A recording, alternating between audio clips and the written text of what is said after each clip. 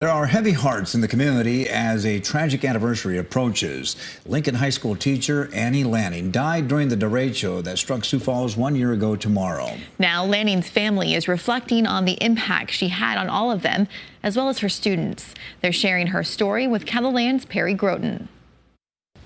Any forecast calling for severe weather is now a trigger of tragedy for Brian Pearson. The days we get the big gusts of winds and stuff like that, we just pretty much stay inside because it's kind of developed a phobia for us. So. Pearson was with his wife, Annie Lanning, as the derecho swept through their neighborhood a year ago. I was probably 6 foot away when the tree came down.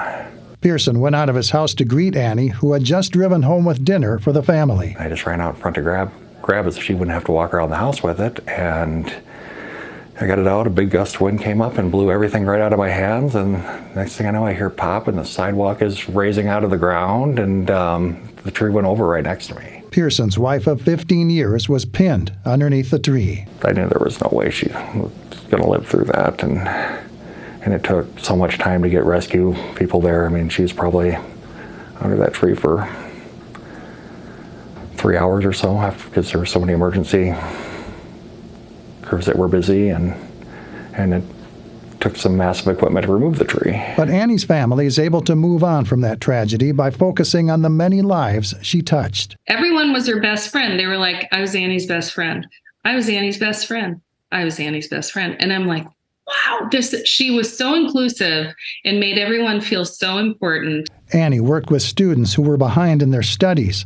Now, a scholarship in her memory will allow some of those students to pursue their education after they graduate from Lincoln. She went out of her way to make everybody feel welcome, make everyone feel included in her classroom and just everywhere. All around. She brought such a light to everywhere she was, and she still is through this scholarship, which is amazing. On this anniversary of Annie's death, her family says they'll focus on the uplifting way she lived her life, rather than dwelling upon how she left them. Oh, we miss her every day. Yeah. Every day. She's definitely, I often feel her smiling down upon us, but yeah, we sure miss her. In Sioux Falls, Perry Groten, KELOLAND News. Oh, she touched so many lives. Brian Pearson says he and his son will be spending some time tomorrow visiting Good Earth State Park, which he says was a favorite spot of hers.